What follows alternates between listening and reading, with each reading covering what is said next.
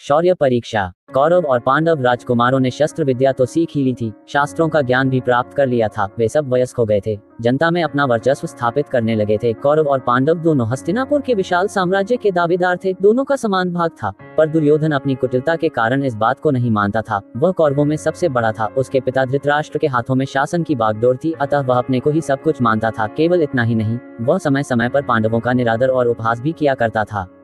पांडव बड़े ही सुशील और सत्प्रवृत्ति के थे, उनकी दृष्टि धन और राज्य की ओर अधिक नहीं थी, वे धन और राज्य से धर्म को अधिक महत्व देते थे। यद्यपि दुर्योधन उनके प्रति वैर भाव रखता था, किंतु वे दुर्योधन को भी अपना भाई ही समझते थे। जनता में कौरवों की उपेक्षा पांडवों का बड़ा नाम था। इसका कारण ये था कि वे बड़े शूरवीर थे, जनता उन पर गर्व करती थी और उन्हें देखने के लिए उत्कंठित रहा करती थी। बसंत पंचमी का पर्व था। पांडव और कौरव राजकुमारों के शौर्य की परीक्षा का दिन था। महीनों पहले घोषणा हुई थी। हस्तिनापुर के निवासी बड़ी उत्सुकता के साथ उस दिन की प्रतीक्षा कर रहे थे। हस्तिनापुर के एक विशाल प्रांगण में शौर्य परीक्षा की आयोजना की गई थी। प्रांगण को चारों ओर से बाड़ों के द्वारा घेर दिया गया था। बीच बीच में दर्शकों के बैठने के लिए छोटे बड़े मंच भी बनाए गए थे। राजकुटुंब के सदस्यों और सम्मानित नागरिकों के बैठने के लिए विशेष प्रकार के मंच बनाए गए थे। घेरे हुए मैदान को झंडों, पताकाओं, बंधनवारों और पुष्पमालाओं से सुसज्जित किया गया था। तरह तरह के बाजे और ध्वनियां भी बजाई जा रही थी। सारा मैदान दर्शकों से भरा था। मंचों पर सुसज्जित वेशभूषा में नागरिक और राजकुटुंब के सदस्य बैठे हुए थे। स्त्रियों के मंच पर राजकुटुंब की स्त्रियों के साथ कुंती और गांधारी भी विराजमान थी। साधारण दर्शकों में अधिक भी अपने पुत्र कर्ण के साथ मौजूद था। सबको आंखें मैदान के मध्य भाग की ओर लगी हुई थी।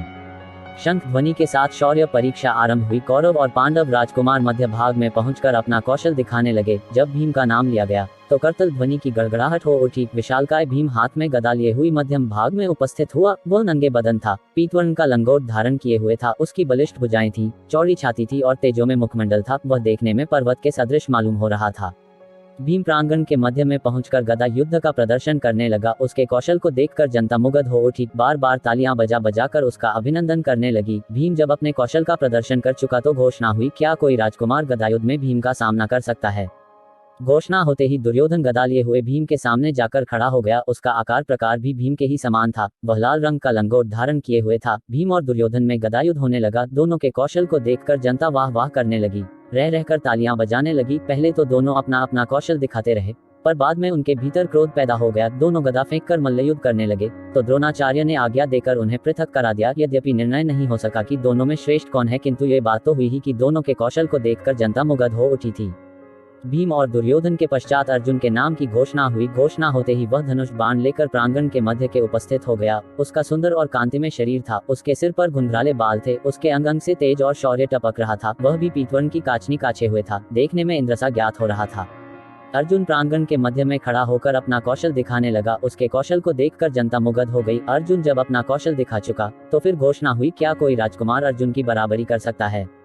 घोषणा सुनकर चारों ओर सन्नाटा छा गया। कोई भी अर्जुन का मुकाबला करने के लिए खड़ा नहीं हुआ। जब कोई आगे नहीं आया तो फिर घोषणा हुई, क्या ये समझा जाए कि अर्जुन का मुकाबला करने वाला कोई नहीं है क्यों नहीं। एक ओर से किसी का कंठ स्वर सुनाई पड़ा और उसके साथ ही एक तेजस्वी युवक एक ओर से निकलकर अर्जुन के सामने जाकर खड़ा हो गया। उसके हाथों में धनुष बाण था, वह सूर्य के समान तेजवान ज्ञात हो रहा था। युवक को देखकर कृपाचार्य बोल उठे, ये तो अधृत सारथी का बेटा कर्ण है, यह अर्जुन का मुकाबला कैसे कर सकता है, यह कोई राजकुमार तो है नहीं।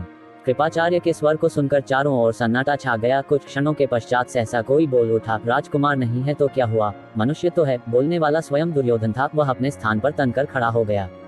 कृपाचार्य फिर बोले, किंतु इस शौर्य परीक्षा में राजकुमारों को छोड़कर कोई भाग नहीं ले सकता। दुर्योधन फिर बोला, यदि यह बात है तो मैं अभी कर्ण को राजपद पर प्रतिष्ठित किए देता हूँ।